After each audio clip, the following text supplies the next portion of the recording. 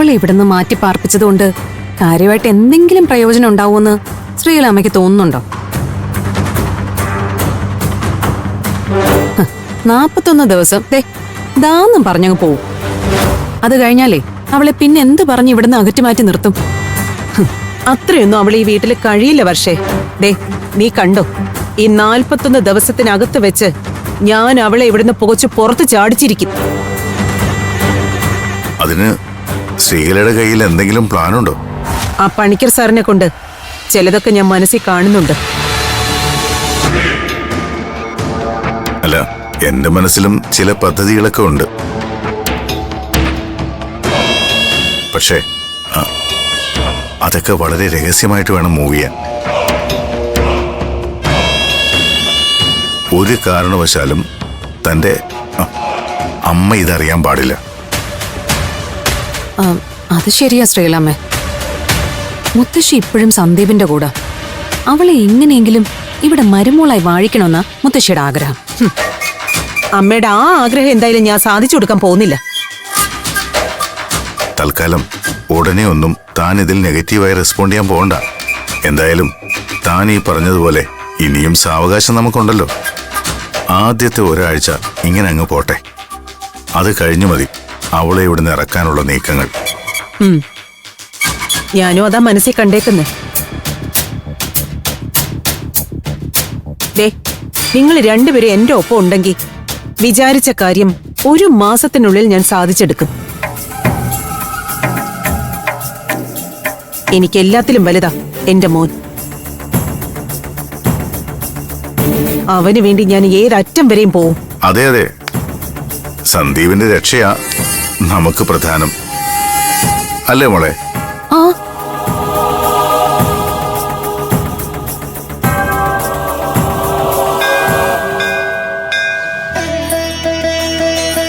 ഇന്നലെ പുലർച്ചയ്ക്ക് ആ സ്വപ്നം കണ്ടത് മുതൽ ഞാൻ ആകെ വിഷമത്തിലാണ് വിദ്യാമ്മേ. ഒന്നാമത് നേരിൽ പോയി അന്വേഷിക്കാൻ പറ്റിയ ദൂരത്തിലല്ല ദേവൂട്ടി. അവിടെ എന്തെങ്കിലും അനർത്ഥം സംഭവിച്ചിട്ടുണ്ടാവുമോ എന്നാ എന്റെ പേടി. അങ്ങനെ ആശങ്കപ്പെടേണ്ട കാര്യമൊന്നുമില്ല. എന്തെങ്കിലും ഉണ്ടെങ്കിൽ സന്ദീപ് അവിടുന്ന് വിളിക്കുമായിരുന്നല്ലോ. വിദ്യാമ്മേ, ഇതൊന്നും നമ്മളാരും അറിയണ്ടെന്ന് അയാൾ വിചാരിച്ചെങ്കിലോ?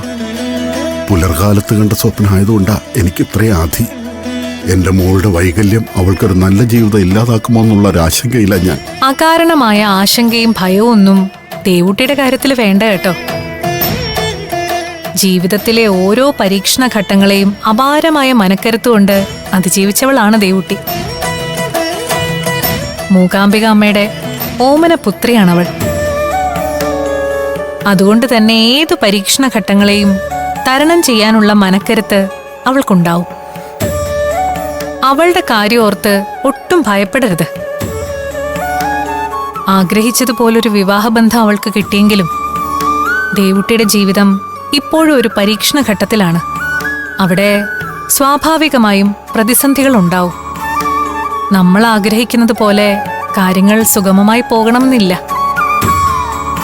വിശേഷിച്ചും സന്ദീപിന്റെ അമ്മ അവളെ ശത്രുപക്ഷത്താണ് കാണുന്നത്. അതുകൊണ്ട് തന്നെ അവരിൽ നിന്നാവും അവൾക്ക് എതിർപ്പുകൾ നേരിടേണ്ടി വരിക. അതെ, അങ്ങനെ ഒരു പേടി എനിക്കുണ്ട് വിദ്യാമ്മേ. പുലർച്ചയ്ക്ക് ഈ സ്വപ്നം കൂടി കണ്ടതോടെ അവൾക്ക് അവിടെ എന്തോ കുഴപ്പം സംഭവിച്ചിരിക്കുമോ എന്ന് ഞാൻ ഭയപ്പെടുന്നു. പറഞ്ഞല്ലോ, ദേവൂട്ടിയുടെ കാര്യത്തിൽ ഒന്നും ഓർത്ത് ഭയപ്പെടണ്ട. വിധിയുടെ പരീക്ഷണങ്ങൾ അവൾ മറികടക്കുക തന്നെ ചെയ്യും. ഇവിടെ വെച്ചാവുമ്പോ അവളുടെ വിഷമങ്ങളും പ്രയാസങ്ങളും കണ്ടറിഞ്ഞ് ഞാൻ അവളെ ആശ്വസിപ്പിക്കുമായിരുന്നു. ഇപ്പോ അതിനു പറ്റിയൊരു സാഹചര്യം അല്ലല്ലോ. അന്യനാട്ടില് ആരുടെയും സഹായമില്ലാതെ എന്റെ മോള്. ആര് പറഞ്ഞു അവള് തനിച്ചാണെന്ന്? അവൾക്കൊപ്പം സാക്ഷാൽ മൂകാംബിക ദേവി എപ്പോഴുമുണ്ട്.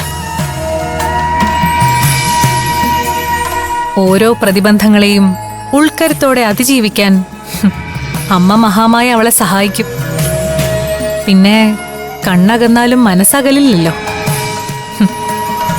അതുകൊണ്ട് ദേവൂട്ടിയുടെ കാര്യത്തിൽ നിങ്ങൾക്കാർക്കും ഒരു വിഷമവും വേണ്ട. അവളുടെ ജീവിതം ഒരു നിയോഗമാണ്. അഹന്തയും അഹംഭാവവും കൈമുതലാക്കിയ കുറച്ചുപേരെ സത്യത്തിന്റെ നേർവഴിയിലൂടെ നടത്താൻ അമ്മ മൂകാംബിക ദേവൂട്ടിയെ ഒരു നിയോഗമാക്കിയിരിക്കുകയാണ്. അവളുടെ സാമീപ്യം അവരുടെ കണ്ണ് തെളിയിക്കുക തന്നെ ചെയ്യും. എല്ലാം നല്ലതിനാണെന്ന് കരുതി സമാധാനത്തോടെ ഇരിക്കൂ. ദേവൂട്ടിക്ക് ഒരു കുഴപ്പവും സംഭവിക്കില്ല. വിദ്യാമ്മേ, സത്യം പറഞ്ഞാൽ വിദ്യാമ്മയെ കണ്ട് സംസാരിച്ചപ്പോഴേ എന്റെ മനസ്സിനൊരു സമാധാനമായത്. വിദ്യാമ്മ പറഞ്ഞതുപോലെ എന്റെ മോളെ മൂകാംബിക ദേവി കാത്തോളും. ആ ഒരു വിശ്വാസത്തിലാണ് ഞാനിവിടെ ജീവിക്കുന്നത്.